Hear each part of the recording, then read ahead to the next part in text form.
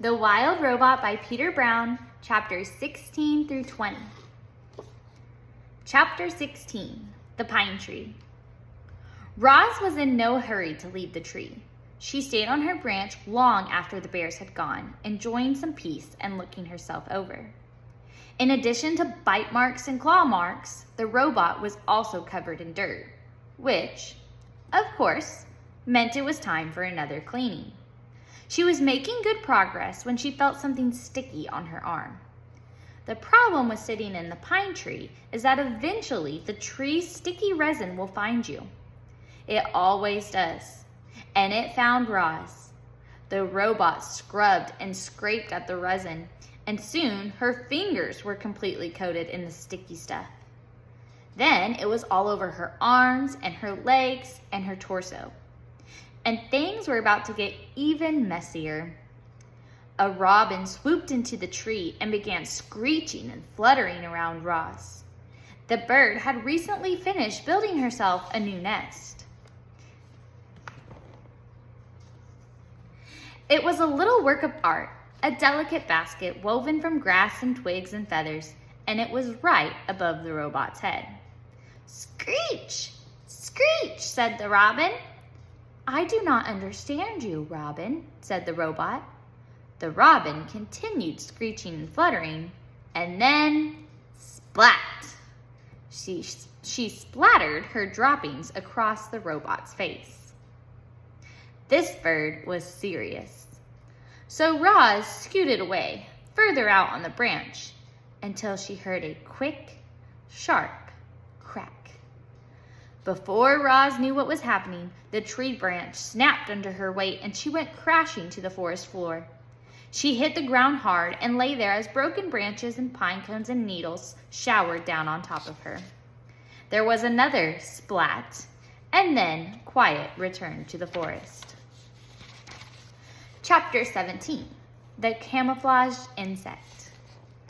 Roz was a mess. She lay under the pine tree, covered in a heap of broken branches and pine cones and needles. She still hadn't removed the sticky resin from her body, and then there were the bird droppings. She was about to get up and give herself a rigorous cleaning when she noticed a peculiar twig. The twig was moving. It was crawling along one of the broken branches on the ground. With a gentle touch, the robot picked up the twig. "Hello, stick insect. My name is Roz. You are very well camouflaged."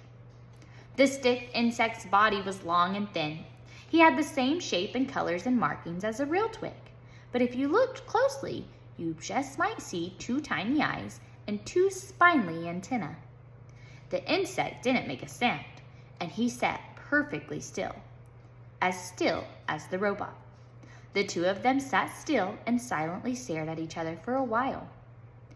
"Thank you, stick insect," said Roz as she placed him back where she'd found him. "You have taught me an important lesson. I can see how camouflage helps you survive. Perhaps it could help me survive also."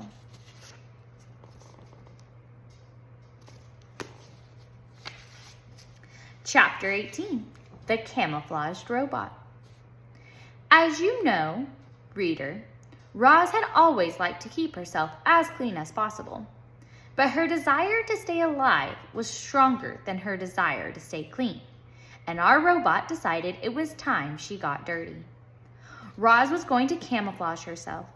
She'd gotten the idea from the stick insect, but Roz quickly realized that camouflaging herself as a twig was out of the question. No, the robot would have to blend into the landscape itself. She began by smearing handfuls of thick mud over her entire body. Then she plucked ferns and grasses from the ground and sank their roots into her new muddy coating. She placed colorful flowers around her face to disguise her glowing eyes, and any bare patches were covered with tree leaves and strips of moss. Our robot now looked like a giant tuft of plants walking through the forest. She waited for darkness, and then she padded to the center of a clearing, nestled herself between some rocks, and became part of the landscape. You see her eyes? A few hours later, the sky was brightening, the fog was lifting, the nighttime animals were slinking home, and the daytime animals were beginning to stir. It was just an ordinary morning on the island. However, there was that new tuft of plants in that one forest clearing. Only the bees had noticed the tuft. They buzzed around it, completely unaware that the robot was hidden beneath. And so Roz sat there, right in the open, yet completely unseen, and observed the wilderness around her. She watched flowers slowly turn towards the sun. She listened to rodents crawl through the weeds. She smelled the moist, piney air. She felt worms wiggle against her muddy sides. A week later, the tuft of plants was gone, but there was a new clump of seaweed on the shore. A week after that, the clump of seaweed was gone, but there was a new bramble on the mountain. Then there was a new log on the riverbank.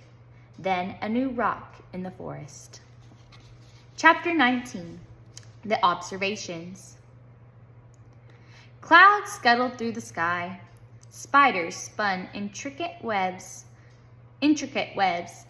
Berries beckoned to hungry mouths. Foxes stalked hares. Mushrooms rose up from leaf litter.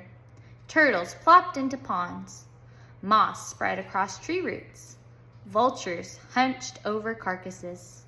Ocean waves beat against the coastline. Tadpoles became frogs. Caterpillars became butterflies. A camouflaged robot observed it all. Chapter 20. The Language of the Animals. It started with the birds. They had always been skittish when the robot was near. They would stare and screech and then scatter. But now that Roz was camouflaged, she could secretly observe their normal behavior right up close. Roz noticed chickadees fluttering through the same flowers and singing the same song every morning. She noticed a lark who swooped down to the same rock and sang the same song every afternoon.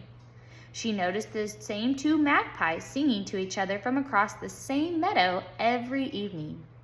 After weeks of robotically studying the birds, Roz knew what each bird would sing and when they would sing and eventually why they would sing.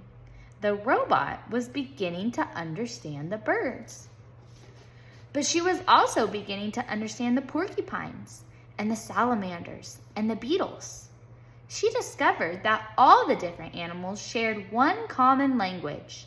They just spoke the language in different ways. You might say each species spoke its own unique accent. When Roz first listened to the chickadees, their song sounded like tweet tweedle, tweet tweedle. But now when the chickadees sang, Roz heard, "Oh, what a lovely day it is. Oh, what a lovely day it is."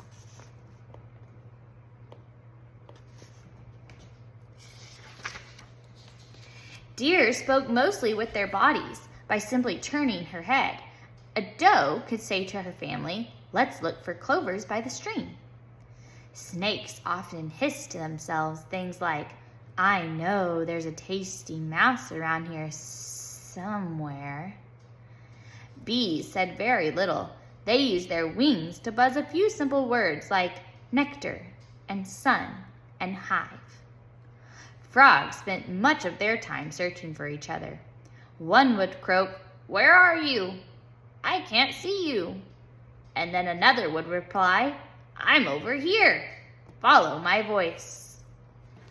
When Roz first stomped across the island, the animal squawks and growls and chirps had sounded like nothing more than meaningless noises. But she no longer heard animal noises. She now heard animal words. The end.